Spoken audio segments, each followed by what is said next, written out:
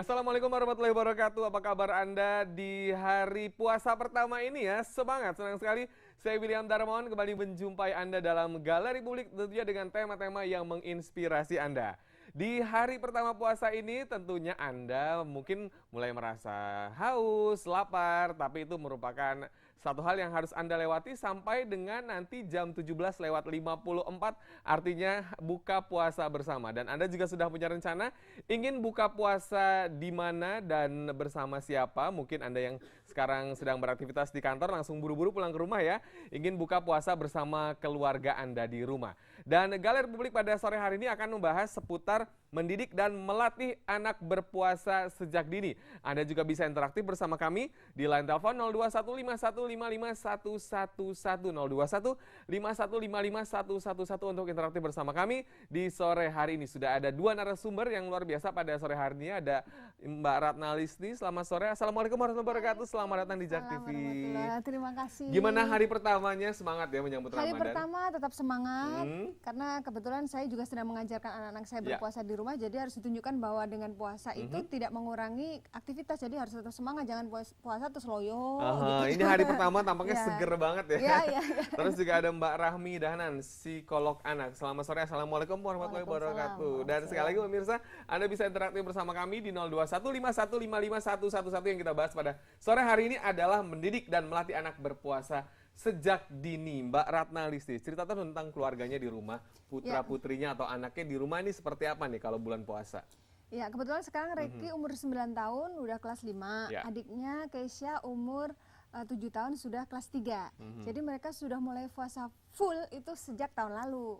Kebetulan sekolahnya juga di sekolah Islam, jadi di sekolah diajarkan puasa. Kalau seandainya mereka nggak puasa, malu sama teman-temannya kan. Jadi ya itu memudahkan saya sebagai orang tua untuk mengajarkan anak-anak berpuasa. Malahan anak-anak seneng banget gitu kalau bentar lagi puasa ya, asik gitu. Jadi kayak ngitung gitu. 3 hari lagi ya mami, 2 hari lagi asik gitu. Kenapa sih kok puasa kok seneng?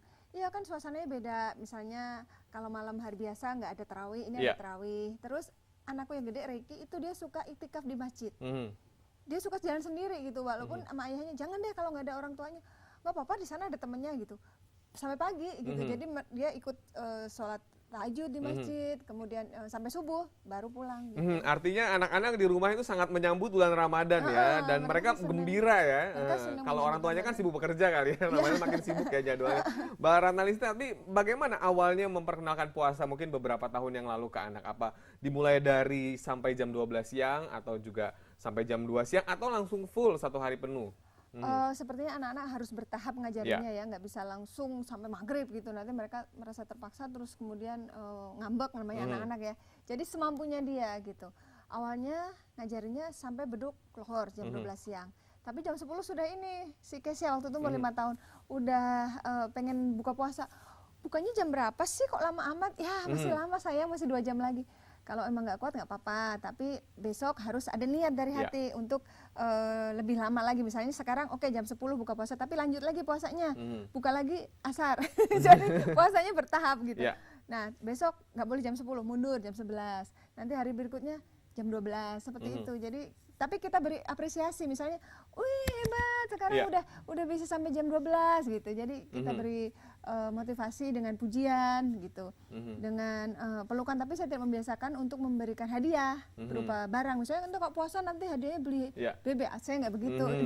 Tapi hadiahnya adalah disayang sama Allah, nanti dimudahkan dapat nilai yang bagus, dapat rezeki yang banyak, jadi juara kelas gitu. Jadi ya, saya membiasakan. Artinya diajarkan secara bertahap ya untuk anak ini ya, dari tadi umur 5 tahun, mulai dari jam 12 siang, terus juga dilanjutkan sampai jam asar, 3 sore, kemudian sampai dengan selesai. Tapi tadi ya, memberikan pujian atau juga apresiasi, mungkin ya nanti kalau misalnya puasanya sampai jam 6 itu bisa dimudahkan, mungkin belajarnya juga jadi nilai lebih bagus. Pernah sekali waktu itu. Si Reiki sebenarnya sih sudah bisa nih sampai maghrib, cuman hari itu dia sedang banyak main, sehingga jam 5 tuh sudah aduh haus banget, boleh nggak buka sekarang? Jangan sayang, sabar ya 1 jam lagi. Bobok deh, bobok. Nanti kalau bobok nanti bangun udah waktunya maghrib, jadi udah langsung makan. Ya udah deh bobok, setengah jam, mungkin nggak bisa tidur kali ya karena lapar. Setengah jam bangun, udah bangun katanya kalau tidur bangun-bangun udah buka. Ini buktinya mana gitu, udah ngambek gitu. Saya nggak boleh marah-marah karena puasa gitu. Tapi jadi, mungkin tadi efek banyak main itu gitu. kali ya. Jadi apa namanya? Saya susah payah membujuk supaya tahan ya 5 menit lagi, tahan gitu. Begitu udah sampai maghrib kan dia udah berhasil nih mengalahkan hawa nafsunya. Baru aku langsung pujian, ih hebat gitu. Semua satu rumah tepuk tangan. Ayo mbaknya suruh tepuk tangan. Lalu udah jam 5 tuh ya, udah minta minum atau juga makan karena tadi mungkin sebelum buka puasa itu sudah terlalu banyak main sehingga banyak energi yang keluar. Gitu. Saya ke Mbak Rahmi kita tahu nih bahwa anak-anak juga sebetulnya sudah bisa diwajibkan berpuasa. Seperti apa gambarannya dalam Islam? Dan juga mungkin apakah secara psikologi anak-anak ini memang diwajibkan untuk berpuasa gimana? Ya sebenarnya kewajiban berpuasa itu setelah dia balik, artinya setelah dia mimpi basah atau haid. Tapi kalau dia sebelum itu tidak dilatih, tentu akan sulit buat dia untuk melakukannya. Sehingga memang ada suatu hadis yang mengatakan ketika kami mengetahui hari itu adalah 1 Ramadan, kami semua berpuasa, juga anak-anak.